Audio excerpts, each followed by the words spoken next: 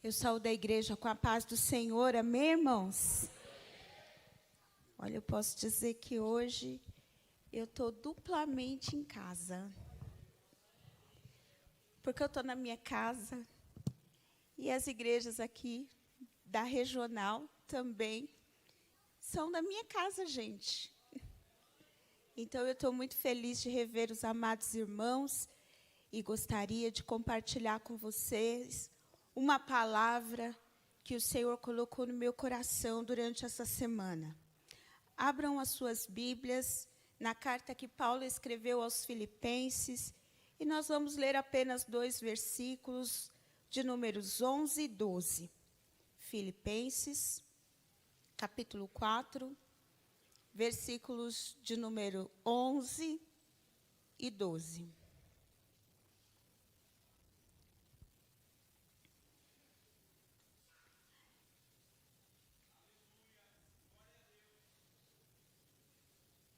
Diz assim a palavra do Senhor. Não digo isto como por necessidade, porque já aprendi a contentar-me com o que tenho. Sei estar abatido e sei também ter abundância.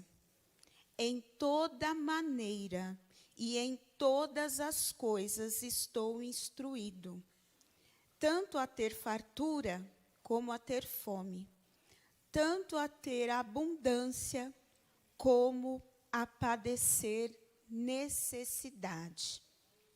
E eu gostaria de enfatizar a parte B do versículo 11, que diz assim: porque já aprendi a contentar-me com o que eu tenho. Irmãos, a carta aos Filipenses, ela foi escrita durante a prisão de Paulo.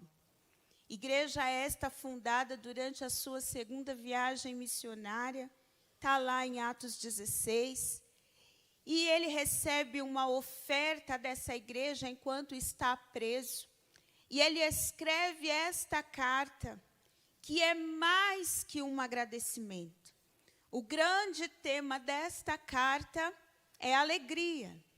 É nesta carta que o apóstolo deixa o mandamento: alegrai-vos no Senhor, alegrai-vos, outra vez eu vos digo. E a gente não pode, em nenhum momento, esquecer o contexto em que o apóstolo está vivendo.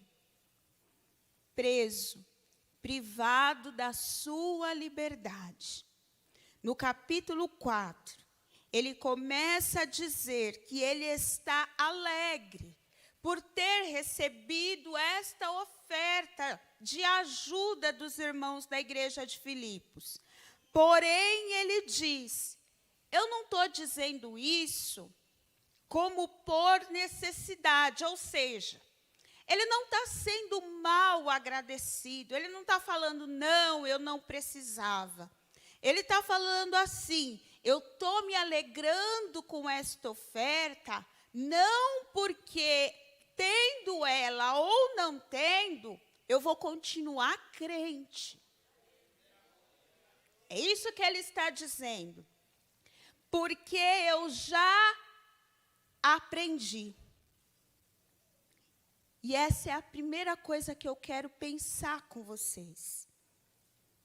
Hoje eu quero conversar um pouco com vocês sobre contentamento.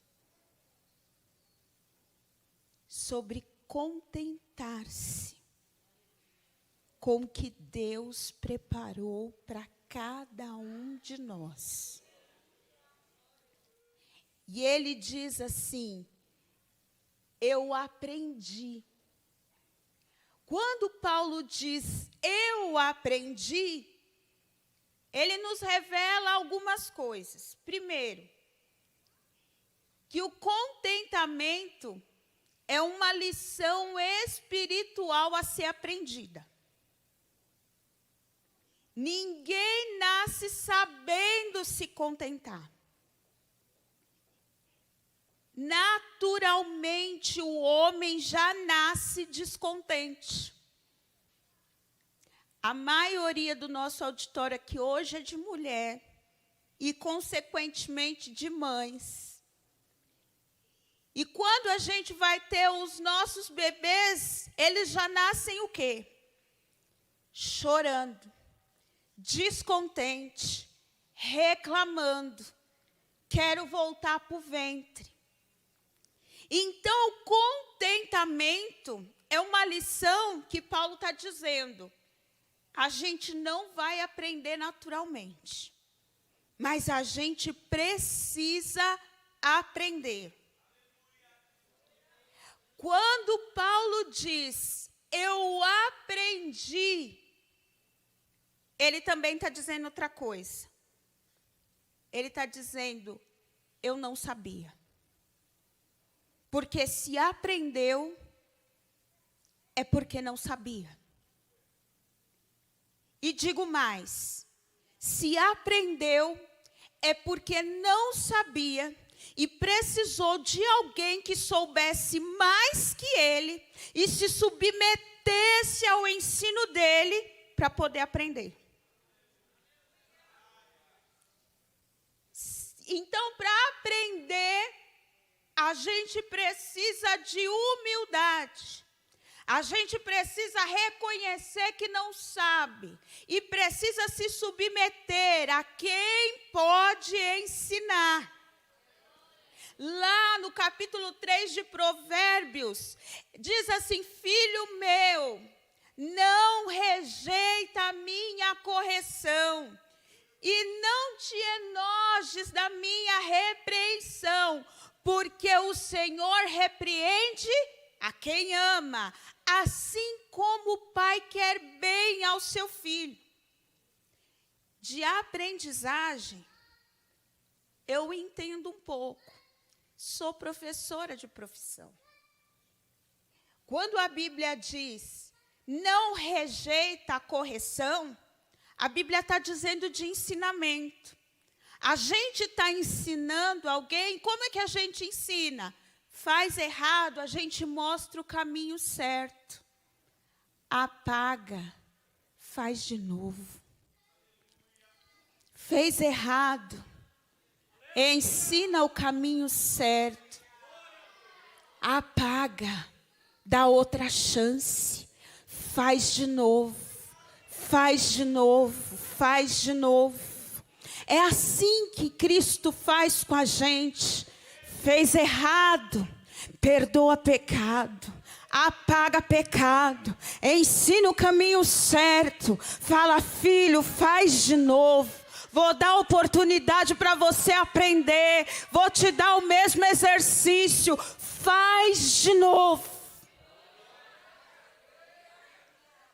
Aí a gente vai aprendendo. Agora, do tempo que eu dava aula, o aluno mais difícil de aprender não era o que tinha dificuldade.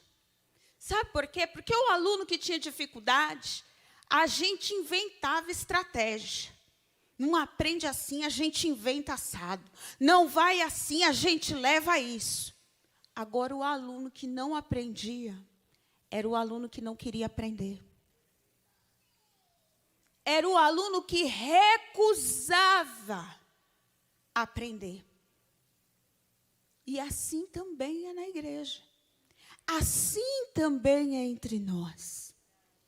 Quem sabe estamos vivendo recorrentemente a mesma situação e não saímos daquele ciclo. Sabe por quê?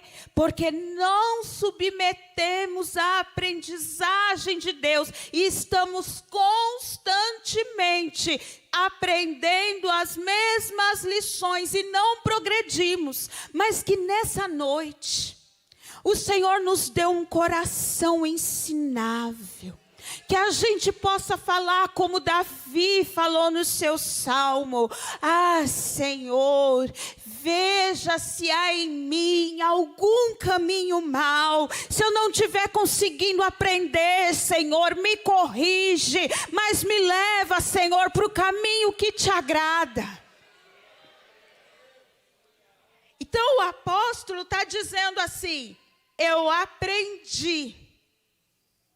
Aprendeu o quê? A me contentar. Irmã, por que contentamento é importante?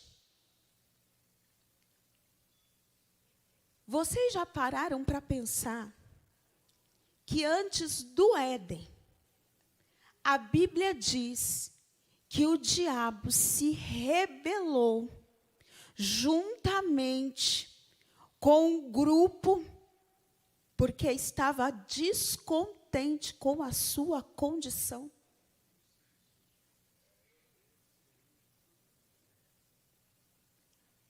Antes da queda do homem, já havia um pecado chamado descontentamento. Eu não quero ser anjo. Não me contento com essa posição. Eu quero ser igual a Deus. É importante, porque a gente olha que o primeiro pecado do homem, a queda do homem, é fruto de um descontentamento. Quando estava tudo bem no jardim, alguém dá a ideia: olha, se você provar do fruto, você vai ser igual a Deus.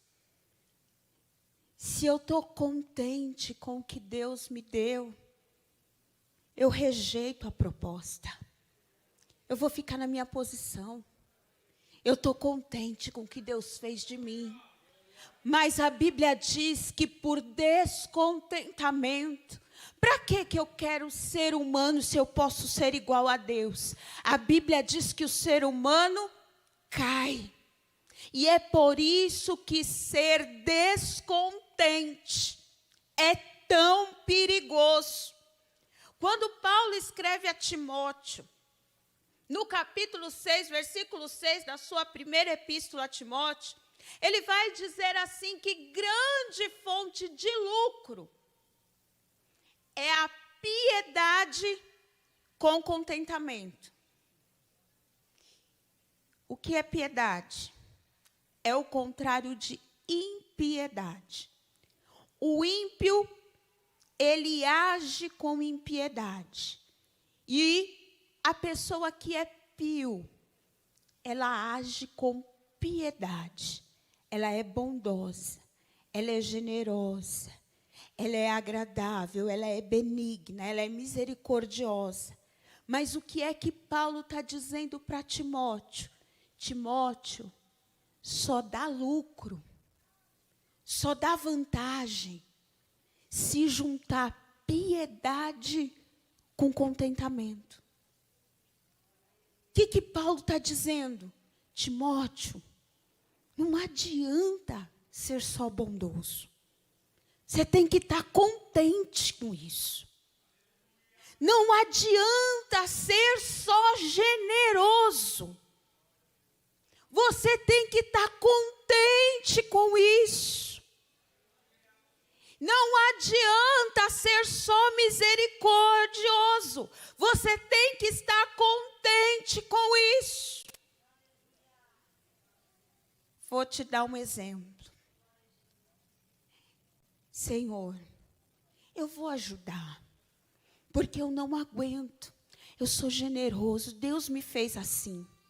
Mas, ao mesmo tempo, começa, porque eu só ajudo. Porque eu só tropeço. Porque eu ajudo e não tenho retorno. Porque eu faço e ninguém reconhece. Paulo está dizendo, não é para ser assim. É para assumir a postura de piedade e se sentir contente em ser piedoso. Lembra lá do Sermão do Monte das Bem-aventuranças? É para chorar e ser bem-aventurado porque chora. É ter fome e sede de justiça e ser bem-aventurado por causa disso. É ser pacificador e ser alegre com isso. Não adianta só ter o fruto. Esse fruto tem que ser acompanhado estado de gozo, de alegria, de contentamento, de falar assim: Senhor, o Senhor me fez assim, eu me alegro no Senhor, porque a tua bondade entrou em mim, e ainda que haja prejuízo, eu posso conviver com isso.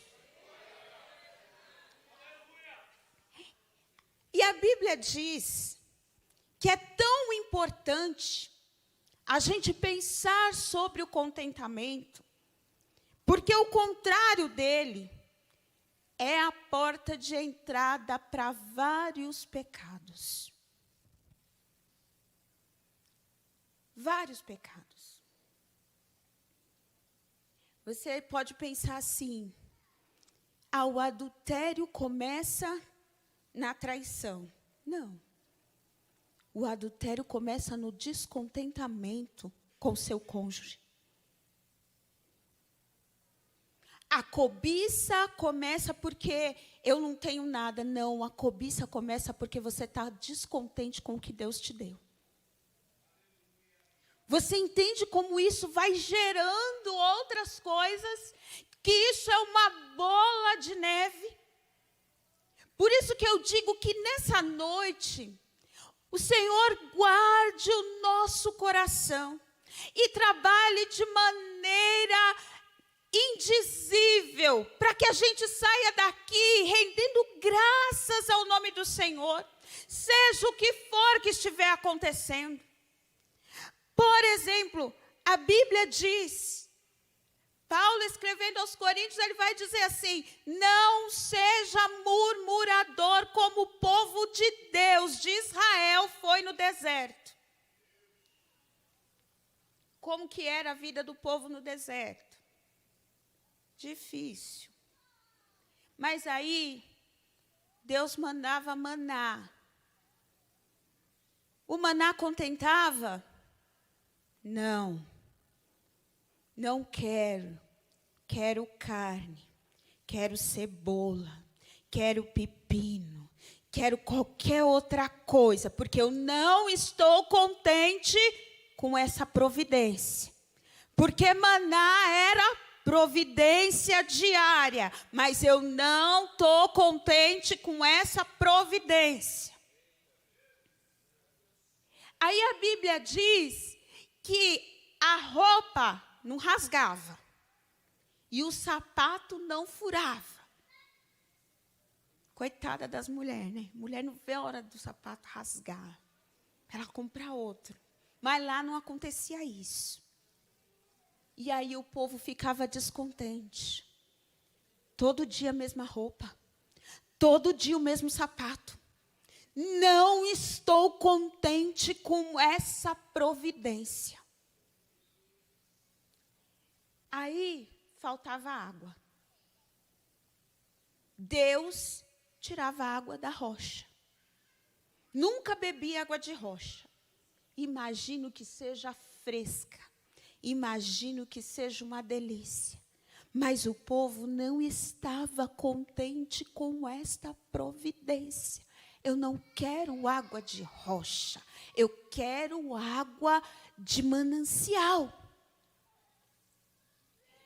E isso irritou ao Senhor. E é isso que ele disse para Moisés: este povo me provoca, porque eles não conseguem enxergar que eles estão cercados de providência. Mas a providência que eu mando não é suficiente para dar paz no coração.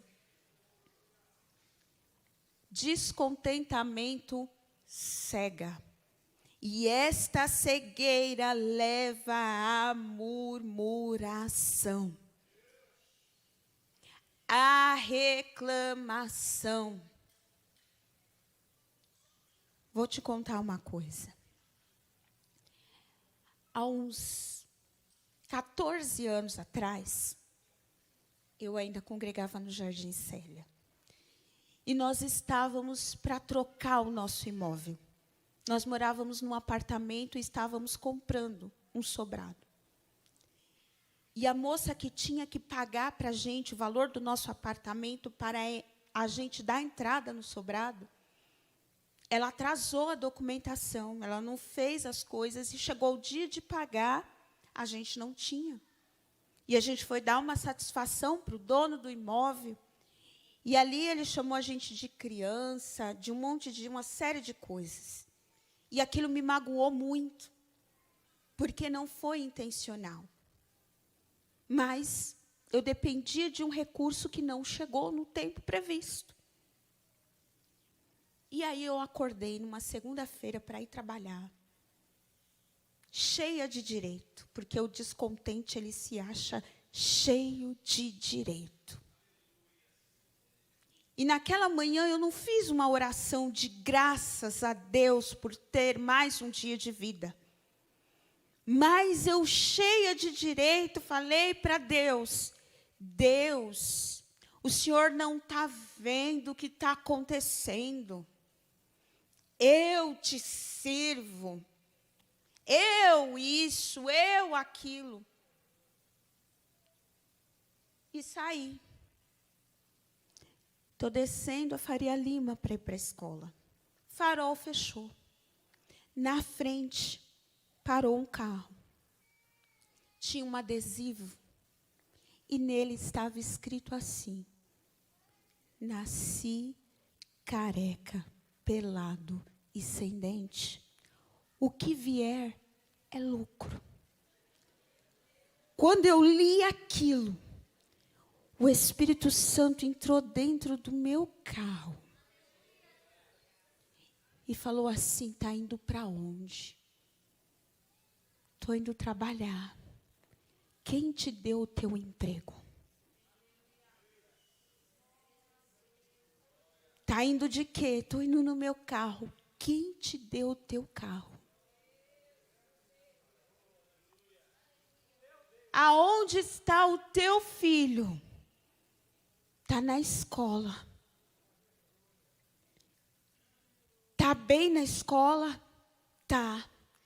Quem tirou ele de uma anóxia neonatal e não deixou ele deficiente, hoje ele tem capacidade de aprender. E as lágrimas começaram a cair dentro do carro.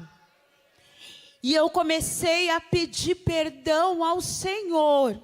Porque naquele dia o Senhor estava dizendo para mim, não é porque uma coisa saiu fora do teu planejamento que eu deixei de ser Deus e que você vai esquecer tudo que eu já fiz por você. Se contente com o que você tem.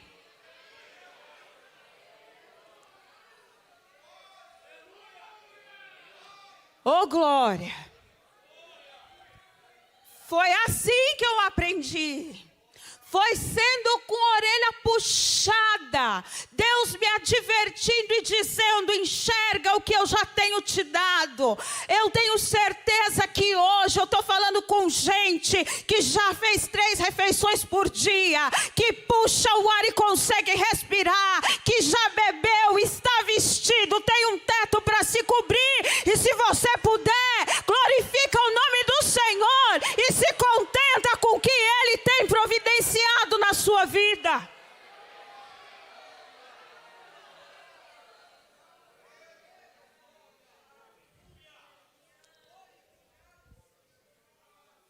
O descontentamento, ele gera ainda rebelião.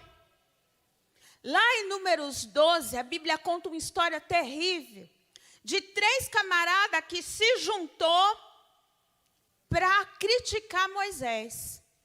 Datã, Coré e Abirão. Qual que era a reivindicação deles?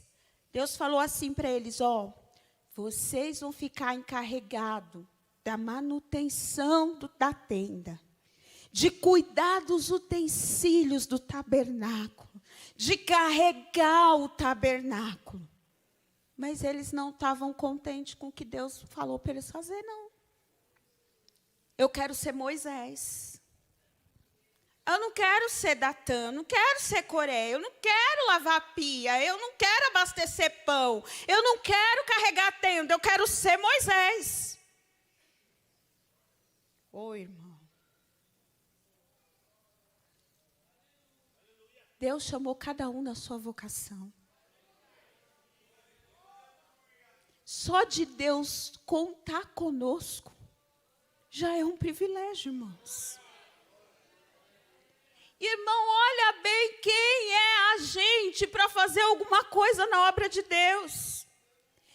Se Deus te vocacionou, irmãos, para fazer alguma coisa, não queira ser outra pessoa, não queira exercer, não fique descontente, exerça com alegria aquilo que Deus te deu, é dom de Deus, é talento de Deus.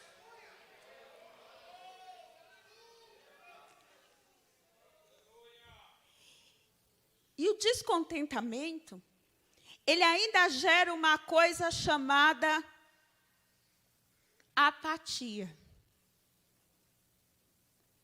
A pessoa está descontente. Vocês conhecem esse crente? Eu conheço. Já fui um. Senhor, também não vou fazer nada.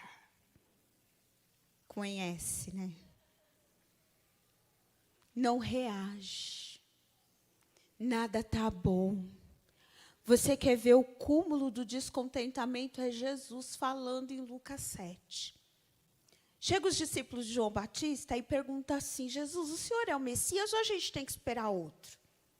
Aí Jesus fala, o cego está vendo, o paralítico está andando, fala para João que é o Messias. E aí ele vira e começa a dizer assim: mas vocês são como meninos na praça. A gente tocou flauta e vocês não dançaram, porque não estava bom. A gente cantou lamentação e vocês também não choraram. Vocês não queriam nem o riso, nem a alegria e nem o choro. Também não estava bom. Veio João Batista, que não comia e não bebia, não estava bom. Vocês diziam, tem demônio. Aí veio eu como e bebo. Aí vocês falam, é comilão e beberrão. Sabe o que Jesus estava dizendo? Nem eu sou bom para vocês. Entende? Que Deus nos livre dessa maldição, irmãos. Mas o que é esse contentamento, irmã, que você tanto fala? É mais que um prazer. É mais que uma satisfação. Contentar-se é se conformar com o que você tem. Não que com isso você não vá orar, mas você se conforma a ponto de não reclamar, não murmurar, não se rebeliar. Você se contém, você se resigna. Eu gosto tanto da expressão do salmista no Salmo 42, no último versículo, versículo 11. Que ele diz assim: por que estás abatida, minha alma? E por que você está perturbada aqui dentro de mim? Aí ele dá uma ordem para a própria alma. Ele fala assim: espera em Deus. Se segura aí, se contenha, porque eu ainda o louvarei. Ele dá uma ordem para o seu próprio sentimento. Não se aquete, não se inquiete, não perca a cabeça, mas espera. Espera, espera em Deus.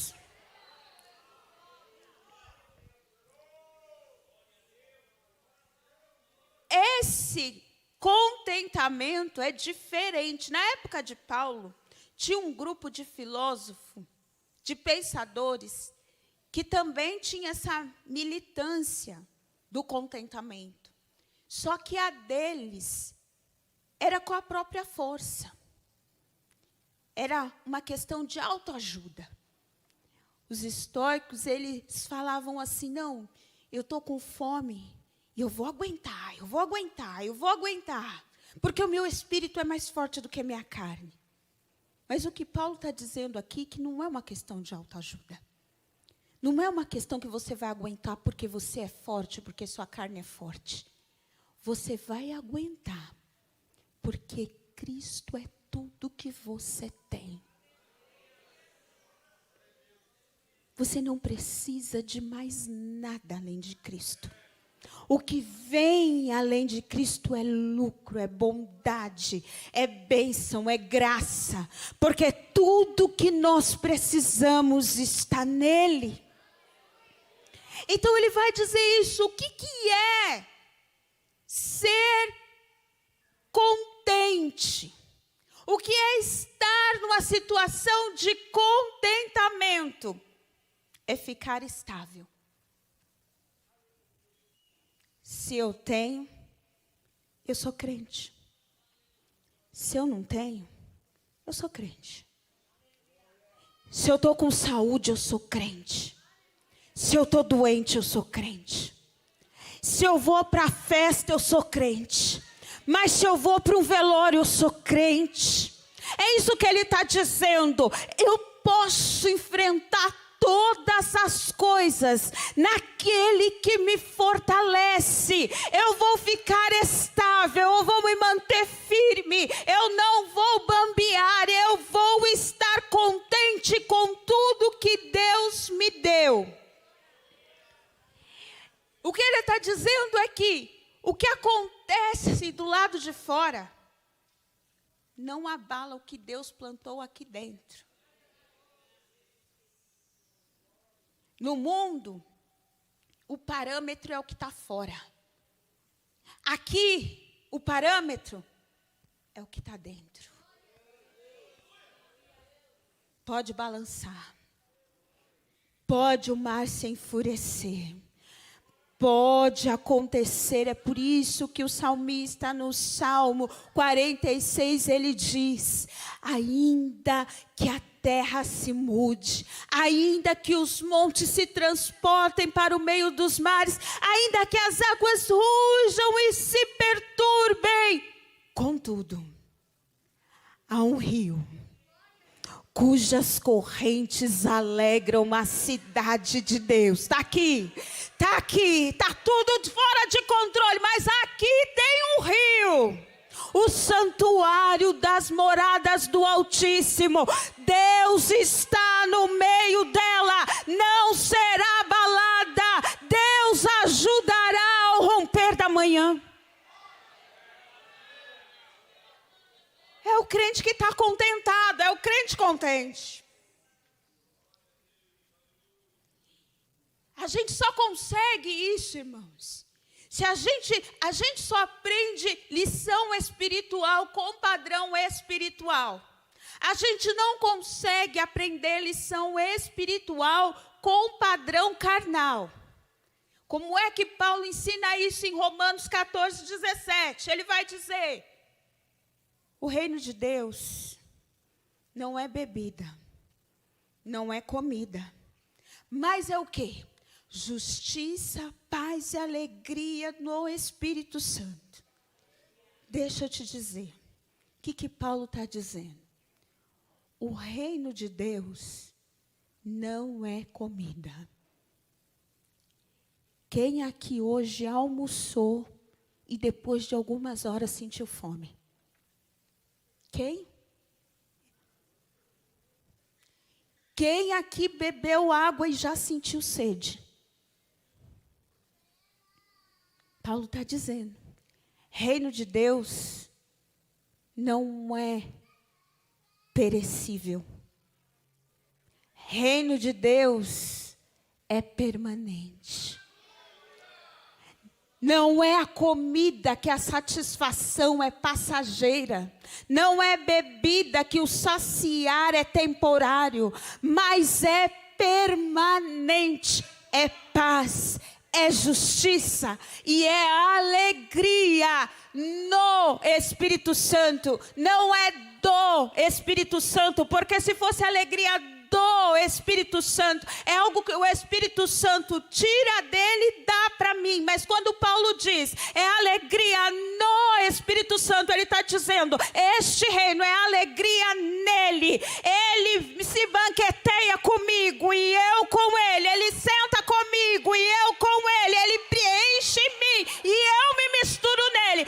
Isso é contentamento, é eu me encher, me regozijar naquilo que ele tem para mim.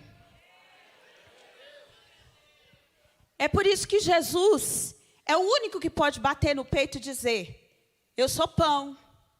Se você comer, não vai sentir mais fome. Eu sou água. Se você beber, não vai sentir mais sede. Eu sou porta. Se você entrar nela, pode todas as portas se fechar. Em mim, você entra, sai e acha pastagem. É permanente. A minha hora está acabando e eu preciso correr. Quer ver um exemplo de contentamento? É a história de Jó. A Bíblia vai dizer que qual foi o grande ideal do diabo. Toque em Jó, que ele vai ficar descontente. Ele só é contente porque ele tem tudo. Mas se você tentar ele, ou permitir que eu toque nele, ele vai cair. Ele vai murmurar. Ele vai ficar descontente. Entende a seriedade desse assunto? E aí o Senhor falou: vai. E vocês sabem o que aconteceu. Se eu tocar nos bens, ele vai ficar descontente. Mas não ficou. Se eu tocar nos empregados, ele vai ficar descontente. Mas não ficou. Se eu tocar no rebanho, ele vai ficar descontente. Mas não ficou. Se eu tocar nos filhos, vai ficar descontente. Ah, não tem nada que faz você ficar descontente, então eu vou tocar na sua saúde. Eu vou tocar na sua carne. E aí ele consegue abalar a mulher de Jó. A mulher de Jó fica tão descontente que ela fala assim: abandona esse Deus. E morre. Mas a fala da pessoa que sabe viver com o que Deus preparou não é essa. A fala de quem sabe quem é Deus é: nu saí do ventre da minha mãe e nu eu vou voltar para lá. O Senhor deu, o Senhor tirou. Bendito seja o nome do Senhor.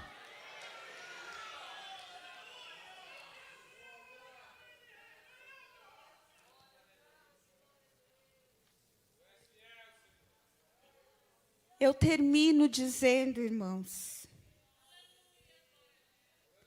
que só tem uma coisa que a gente tem que ficar descontente. É uma vida espiritual arruinada. Isso a Bíblia nos dá direito. Quando Paulo vai escrever aos Coríntios lá, falar da ceia, ele vai falar o quê? Eu vou louvar vocês? Eu não. Eu estou descontente com vocês, porque vocês estão carnais. Quando Tiago está escrevendo para a igreja de Jerusalém, ele vai dizer o quê? Chegai-vos a Deus, e Ele chegará a vós outros. Purificai as vossas mãos, pecadores. E aí ele vai dar um conselho. Afligi-vos, lamentai e chorai. Ele está dizendo, não canta não. Lamenta o jeito que vocês estão. Não faz congresso não, chora. Chora e se arrepende. E aí ele diz, se humilha na presença de Deus, e Ele vos exaltará. É só nesse sentido que a gente pode estar descontente. De resto, a gente tem que ficar igual a Abacuque. Ah, Senhor. Ainda que a figueira não floresça, ainda que não haja fruto na vide, ainda que o produto da oliveira minta. Irmãos, eu vou abrir um parênteses aqui. O mês passado, Deus me deu a oportunidade de ir a Israel. E eu fiquei quilômetros e quilômetros andando de ônibus. E era quilômetros e quilômetros de oliveira, oliveira, oliveira, oliveira, oliveira. E eu lembrei desse versículo. E eu falei, era como se Abacuque olhasse numa árvore e não tem. Olhasse em outra, não tem. Olhasse em outra, não tem, não tem, não tem. Ele não está dizendo que não tem a árvore. Ele está dizendo que não tem o fruto. Mas ele está dizendo, se tem a árvore e não tem o fruto, ele está dizendo, foi plantado, mas eu não estou colhendo. Vocês entendem isso? Ele está dizendo, ainda que eu tenha plantado e não esteja colhendo, todavia, eu me alegrarei no Senhor e exultarei o Deus da minha salvação. Que Deus abençoe os amados irmãos, em nome do Senhor Jesus. Amém.